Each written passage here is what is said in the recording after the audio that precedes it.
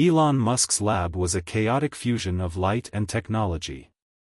Machines hummed softly, their metal skeletons adorned with blinking lights that illuminated the otherwise dim room. The air was thick with anticipation as Elon stood in front of a machine unlike any the world had ever seen. It was a sleek, silver contraption with whirring gears, arcane symbols etched into its surface. His team stood in the background, eyes wide with a mix of skepticism and awe. "This," Elon said, his voice steady but excited, "is the culmination of everything I've ever worked toward." He paused and looked at the timepiece resting on his desk, a vintage pocket watch with a crack in its face. "It will change everything." The machine before him was a time machine. Not a theoretical model, not a figment of science fiction, but a tangible reality, built from years of research, countless failed experiments, and an unrelenting drive to break the boundaries of time itself. A soft hum filled the air as Elon stepped closer, his fingers brushing the cold surface of the machine. He couldn't help but feel a strange connection to it, as if it held more than just the promise of discovery. It felt like a key to something he couldn't name. He glanced at the screens around him, where data streamed in, and for a moment, his thoughts drifted. He thought of her, Barron. The girl who had once filled his days with laughter, and whose face he hadn't seen in years. He'd often wondered where she was, but now, with this machine, he could find out. He could go back to that moment in time. "Elon," his assistant interrupted, pulling him from his reverie. "Are you ready to begin?" Elon's lips curled into a half-smile. "Let's see where time takes us." Later that evening, Elon sat alone in his study, the time machine humming quietly in the background. The lab had emptied out, leaving him in the silence of his thoughts. His fingers absently flipped through a leather-bound album, its pages yellowed with age. Photographs of his youth stared back at him, familiar faces, forgotten places. He paused on one photo, a snapshot from his teenage years, a sunlit park, laughter, and Barron's radiant smile. Her eyes sparkled with an innocence that now seemed so distant, as if frozen in time. Barron. Her name echoed in his mind, a ghost of the past he had long buried. He had loved her once, deeply, yet the demands of his future ambitions had pushed her aside, like everything else that didn't fit into his grand plan. The photograph seemed to burn in his hands, a painful reminder of everything he'd sacrificed in his quest to change the world. He leaned back, letting the weight of time press down on him. Had it been his obsession with progress that had driven her away? Or had he simply not known how to hold on to something that precious? As the photograph slipped from his fingers, a thought struck him like lightning. What if he could go back? What if he could see her again, make things right? The answer was clear.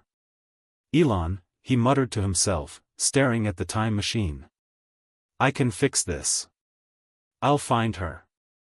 Elon stood before the time machine, hands trembling with a mix of anticipation and fear. He had built it, but this was different, this was real.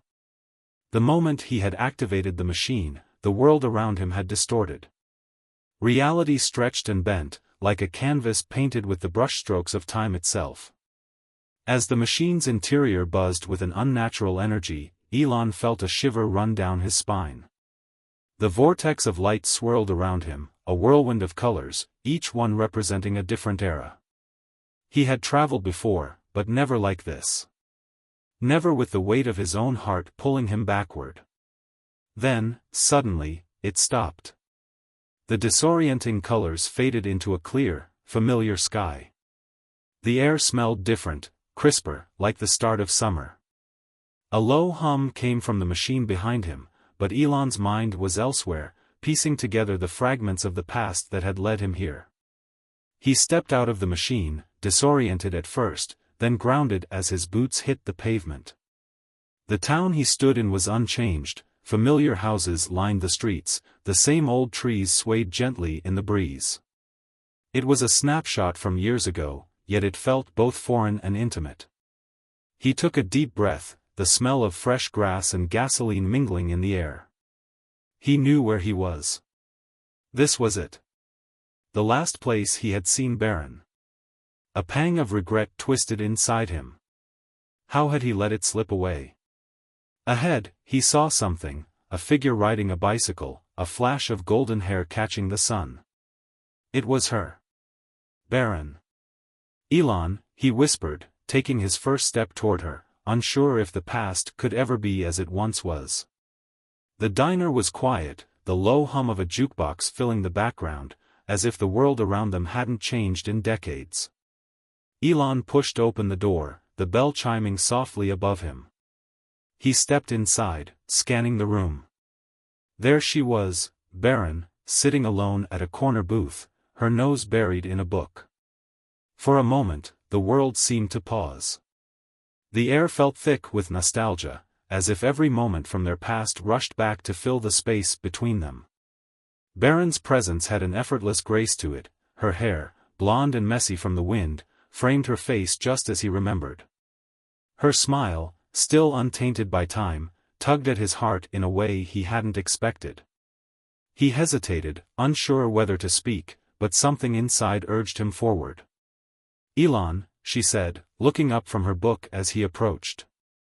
A flicker of recognition crossed her face, but it was fleeting. She seemed puzzled but not startled. "Hi," Elon said, his voice unsure, yet filled with an unspoken longing. He slid into the booth across from her, careful not to make any sudden moves. "Mind if I join you?" She gave him a warm smile. "Not at all," she replied, her voice like a familiar melody. "It's been a long time, hasn't it?" Elon nodded, swallowing the lump in his throat. The years had faded, leaving only the essence of who they had been to each other. They began to talk, catching up on the years between them, the paths they had taken, the people they had met, and yet, somehow, it all felt unimportant. The conversation flowed easily, as if no time had passed at all. She laughed at his stories of ridiculous college adventures, and he listened, captivated by the sound of her voice, a sound he had missed more than he realized. They sat together for hours, lost in conversation. Elon didn't want to let go of this moment. He didn't want it to end. But in the back of his mind, something gnawed at him. The machine was waiting. The future was waiting. "Elon," Barron said, breaking his reverie. "You seem different. Is everything all right?" For a split second, he hesitated, the weight of his secret heavy on his chest. The evening had deepened, and a cool breeze swept through the park as Elon and Barron walked along the path beside the lake. The air was thick with the sounds of crickets and the distant laughter of children playing in the twilight. A peaceful stillness had settled between them, but Elon could feel the clock ticking, the machine's countdown growing louder in his mind. Barron glanced up at him, her face bathed in the soft glow of the streetlights. "Elon, you've been quieter lately. You don't seem like yourself," she said gently. "Is everything okay? You've got that look, the one people get when they're hiding something." Her words cut through him, sharp and tender. She was too perceptive, and it made him feel exposed. He had lived in the future for so long, buried in his work and dreams of what was to come, that he had forgotten how to be present.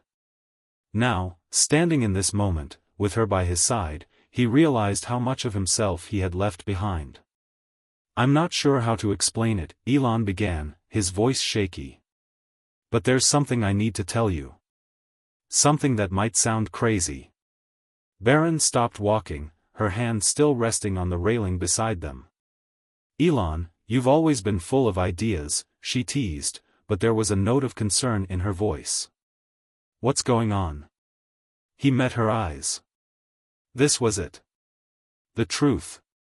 But how could he tell her? How could he explain a machine that could bend time, a world she couldn't possibly comprehend? "I'm not from here, Barron," Elon said, his voice a quiet confession. "Not from this time. I'm from the future." She blinked, caught off guard. "The future," she repeated slowly, trying to process what he had said. "You mean, you're joking, right?" "No," he said, shaking his head. I'm not joking. I came back, to see you. I built a machine to travel through time. And I. Barron laughed, but it wasn't the laughter he had expected. It was soft, disbelieving, as though she thought he had finally lost his mind. Elon, she said, her voice soft and teasing, this is a little much, even for you. I know it sounds impossible, Elon continued, feeling the weight of the words on his chest. But it's true. I couldn't let go of you. And now I'm here, to make sense of what we had, what I lost. Barron's smile faded as she studied him more closely. Is that really why you're here? She asked, her tone shifting. To fix something that was broken, or because you can't face the future without it? Elon swallowed hard. Barron's question hit him harder than any technical challenge he had ever faced. Was this really about love, or was it about something else, something he wasn't ready to confront? The air around them was beginning to thrum with an unsettling energy, and Elon could feel it. Time itself was starting to bend in strange ways. He glanced at the sleek device on his wrist. The countdown had begun. He had only minutes left before the machine's temporal stability would collapse, and he would be forced to return to his own time. Barron, still holding his gaze, had grown more serious. Elon, you're not making sense, she said, her voice edged with concern. You're talking about the future, about time travel, but this doesn't feel real. What's really going on? The quiet hum in the background intensified. Elon could see the subtle shifts in the atmosphere, the way the world around them seemed to ripple, like a stone thrown into a pond, expanding outward in waves. Time itself was becoming unstable. I'm running out of time, Elon muttered, almost to himself. I didn't expect you to believe me. I don't know how to make this sound possible, but the machine. Wait, Barron interrupted, her eyes narrowing. The machine? You didn't just show up out of nowhere, did you? You've been messing with time, haven't you? Elon's heart beat faster. How had she figured it out so quickly? Maybe it was the way his voice trembled, or the way the very air seemed to thrum with the energy of the machine. He looked around. They were still standing by the lake, but something felt off. The trees swayed unnaturally, and the stars above twinkled in odd patterns. It wasn't just the machine malfunctioning, it was the fabric of reality itself starting to fray. Barron, Elon whispered, his voice trembling. I need to go back. If I stay here too long, I could break everything. She took a step closer to him, her face etched with confusion and something else, fear, maybe, but also an undeniable curiosity. You can't just leave. Not after all this. She reached for his hand, as though she could somehow hold on to him, stop him from disappearing like a fleeting dream. The countdown on his wrist ticked down to its final moments. I never should have come back, Elon said, his voice breaking. But I couldn't let go of you. I couldn't let go of what we were. Her fingers tightened around his hand. Then don't leave. Stay with me. Elon's heart shattered in that moment, torn between the woman he had once loved and the future that awaited him. But there was no turning back now. With a final, regretful glance, Elon stepped away. He activated the machine. The swirling vortex engulfed him once again, and for a split second, Elon wondered if he had made the right choice. The world blurred, everything around him twisting like ribbons of light caught in a storm. His heart ached, knowing that Barron was still out there, somewhere in time, and yet, he couldn't stay. The consequences would be too great. His mind raced, filled with images of the life they might have had, the love they had shared so briefly, but so deeply. Then, the vortex closed, and Elon stood alone in his lab once again, the room silent except for the steady hum of the time machine. The cold, sterile environment seemed somehow foreign now, as though it could never hold him the way the warmth of Barron's presence had. He reached into his pocket and pulled out the locket she had given him before he left. It was small, delicate, and now, it was all he had to remember her by. The locket opened, revealing a picture of Barron from their youth, her bright eyes, her radiant smile, forever captured in a moment that would never exist again. It was as if time itself had etched this memory into him, carving her image deep into his soul. The weight of it pressed heavily on him. He hadn't just lost Barron, he had lost a part of himself, the part that had believed in something outside of ambition, outside of progress. He had been so focused on shaping the future, on creating something beyond the impossible, that he had neglected the very thing that made life worth living, human connection. The locket shimmered in the light, its contents a tangible reminder of a love he couldn't quite reclaim. But in that moment, he understood. Love wasn't something you could force, something you could control. It wasn't a piece of technology or a machine to manipulate. It was fragile, fleeting, and to truly experience it, sometimes you had to let go. Elon set the locket down on his desk, the weight of it grounding him in a way nothing else could. For the first time in years, he felt a sense of peace, a quiet acceptance. His obsession with the future had led him here, but it was love, a simple, powerful love, that had shown him what he had truly been searching for all along. He glanced at the machine one last time and shut it down, never to be activated again. He didn't need to conquer time. He had learned, perhaps too late, that time would always slip through his fingers. The next morning, Elon stood in front of the machine, the quiet hum of its engines now silenced. The lab was still, almost eerily so. He felt different, changed. There was no grand victory to celebrate, no breakthrough to boast about.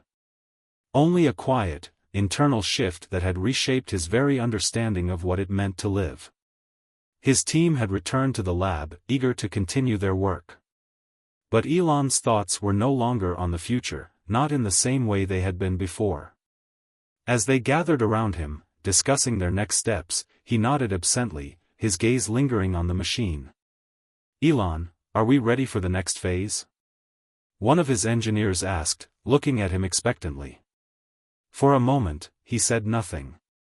Then, quietly, he spoke. "No more time machines.